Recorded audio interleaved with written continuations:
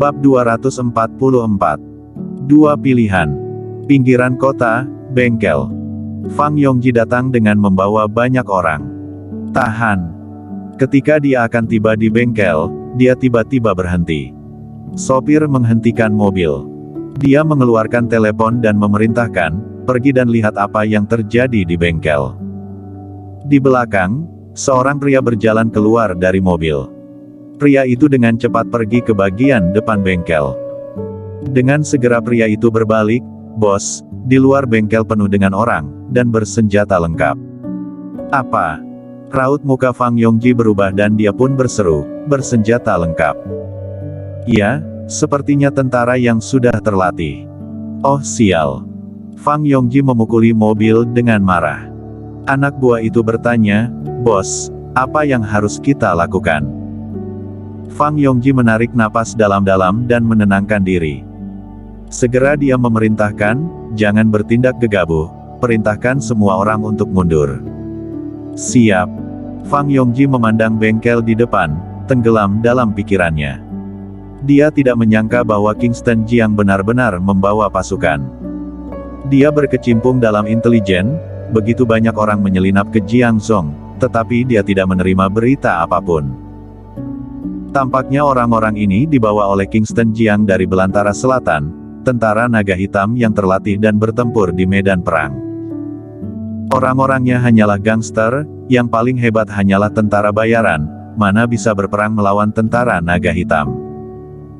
Setelah memikirkannya, dia memilih untuk berbalik, pergi ke sebuah manor independen 1 kilometer jauhnya, memasuki manor, dan pergi ke halaman belakang.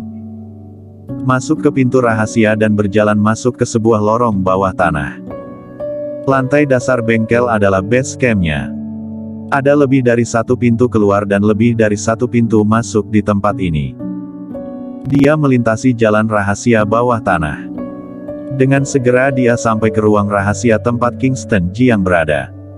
Dia berjalan mendekat dan melihat bahwa semua orangnya berlutut di tanah, kepala mereka ditodong senapan, wajahnya langsung suram. Dia segera tersenyum dan berjalan mendekat. "Kingston Jiang, benar-benar tamu langka, tidak tahu berita apa yang ingin kamu ketahui dengan kedatanganmu kali ini." Kingston Jiang memandang bos hantu yang mendekat, memeriksa waktu, dan tersenyum tipis. "Bagus, sangat tepat waktu." Menunjuk ke sofa di seberangnya. "Duduk dulu baru bicara." Bos hantu duduk. Kingston Jiang mengambil sebatang rokok di atas meja dan dilemparnya ke arah dia. Fang Yongji mengambilnya, tetapi tidak menyalakannya. Kingston Jiang menyalakan sebatang untuk diri sendiri. "Bos hantu." Dia mengangkat kepalanya untuk melihat bos hantu. Wajahnya tiba-tiba menjadi suram lalu berkata dengan dingin, "Dewa Tabib Fang, kamu sudah merasa hebat ya?" "Kingston Jiang, kamu bercanda." Bos hantu berkata dengan senyum terpaksa. Dia tahu niat Kingston Jiang datang ke sini, saat ini dia hanya bisa berpura-pura bodoh. "Aku akan memberimu dua pilihan sekarang, satu adalah menyerah, bekerja untukku, dan yang kedua adalah mati." Ketika Kingston Jiang datang ke sini, dia tidak berencana untuk berbicara baik-baik dengan bos hantu. Dia ingin menaklukkan bos hantu dengan cara yang menggelegar. Jika tidak dapat ditaklukkan, maka lebih baik dibunuh saja. Wajah bos hantu berangsur-angsur menjadi gelap. Dia tidak menyangka bahwa Kingston Jiang akan langsung memberinya pengajaran begitu dia datang. Dia tenggelam dalam pikirannya. Dia tidak ingin berjuang untuk sebagian besar hidupnya untuk menguntungkan orang lain. Tetapi jika dia tidak setuju, dia yakin Kingston Jiang akan membereskannya tanpa ampun. Kingston Jiang berbicara lagi, "Kesabaran aku terbatas. Dengan membunuhmu, aku dapat sepenuhnya mengambil alih jaringan intelijen bawah tanah yang telah kamu bangun selama bertahun-tahun. Tidak membunuh kamu, hanya karena aku berpikir kamu masih memiliki sedikit kegunaan. Itu saja." Bos hantu berkata dengan wajah suram, "Kingston Jiang, kamu terlalu sombong. Apakah kamu pikir kamu akan dapat bertahan hidup dengan memiliki jaringan intelijen bawah tanah ini? Tidakkah kamu tahu berapa banyak tokoh besar yang ingin membunuhmu, jalanmu hanya mati. Ini tidak perlu kamu khawatirkan. Kingston Jiang memandangnya. Aku akan menghitung sampai 3, jika tidak setuju, maka jangan salahkan aku. 1, 2, 3. Oke, aku berjanji padamu. Begitu Kingston Jiang menghitung sampai 3, bos hantu langsung berkompromi. Menghadapi tentara naga hitam yang terlatih dan sudah berpengalaman, dia tidak bisa apa-apa, dia tidak memiliki kekuatan untuk melawan. Jika ingin bertahan hidup, dia harus takluk kepada Kingston Jiang dan bekerja untuknya. Jika tidak, hanya ada jalan buntu. Kingston Jiang tersenyum tipis. Semuanya sesuai harapannya. Sampah di tempatmu ini telah aku selesaikan. Mulai sekarang, 1000 orang yang aku bawa dari belantara selatan akan digunakan oleh kamu. Bos hantu menarik napas dalam-dalam. Benar saja, itu adalah tentara naga hitam yang dibawa dari belantara selatan. Bos hantu, jaringan intelijen kamu saat ini tidak cukup kuat. Yang harus kamu lakukan sekarang adalah terus memperluas jaringan intelijen bawah tanah kamu sendiri. Aku ingin jaringan intelijen kamu menyusup hingga ke ibu kota dan bahkan seluruh dunia. Bos hantu melirik Kingston Jiang dan berkata, mudah untuk mengatakannya, kamu bisa melakukannya, bagaimana jika kamu saja yang kerjakan? Kingston Jiang menggambarkan perluasan jaringan intelijen bawah tanah dengan terlalu ringan. Menyusup sampai ke ibu kota, sampai ke seluruh dunia segala. Apakah bisa semudah itu? Bos hantu, kamu harus ingat bahwa hidup kamu ada di tanganku sekarang. Nada bicara seperti apa ini? Berbicara denganku dengan cara yang benar, percaya atau tidak, aku dapat membunuh kamu hanya dalam hitungan menit dan mengangkat seorang bos hantu lain. Kingston Jiang berbicara dengan santai, seolah mengatakan sesuatu yang sepele. Bukan begitu, Kingston Jiang, ini benar-benar tidak semudah yang kamu pikirkan. Organisasi intelijen bawah tanah tidak bisa terlihat. Untuk menyusup ke sebuah kota membutuhkan harga yang mahal dan perlu landasan. Kingston Jiang melambaikan tangan dan menyela bos hantu. Itu urusanmu.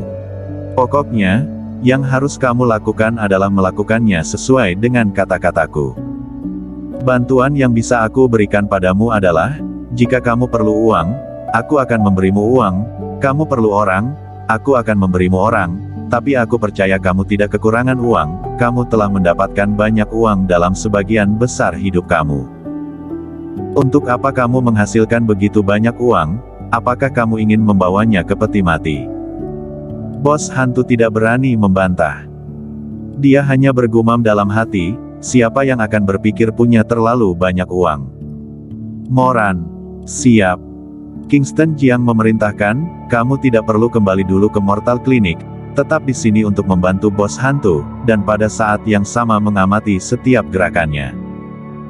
Jika dia tidak serius bekerja, bunuh saja dia, lalu ambil alih kendali jaringan intelijen bawah tanahnya sepenuhnya. Siap. Bos hantu ketakutan hingga berkeringat dingin. Dia tahu bahwa Kingston Jiang tidak main-main. Kingston Jiang, aku bercanda. Mulai sekarang, aku akan bekerja untukmu dengan sepenuh hati. Kingston Jiang mengangguk dan tersenyum, ini baru benar, jangan khawatir, tidak ada yang akan tahu identitas aslimu, tidak ada yang akan tahu bahwa kamu adalah Dewa Tabib Fang Yongji, dan keluargamu akan aman, terutama cucu perempuanmu yang cantik itu. Tentu saja bos hantu tahu bahwa saat ini Kingston Jiang sedang mengancamnya. Dia duduk di sofa bagaikan telah kehilangan seluruh energinya. Dia tahu bahwa mulai sekarang, dia adalah boneka yang digerakkan oleh orang lain.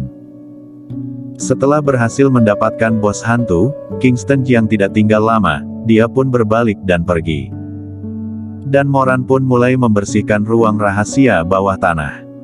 Bos hantu mengikuti. Melihat semua tentara bayaran yang dia sewa tewas dalam pertempuran, debar jantung bos hantu menjadi cepat tanpa bisa ditahan. Untungnya, dia tidak bertindak gegabah. Jika dia benar-benar membawa orang menerjang masuk, maka orang yang dia bawa tidak akan cukup untuk dibunuh oleh tentara naga hitam. Kingston Jiang berkendara kembali ke kota Jiangzhou. Setelah kembali ke Jiangzhou, dia pergi ke Mortal Clinic, membawa Neri, dan bergegas ke rumah sakit area militer.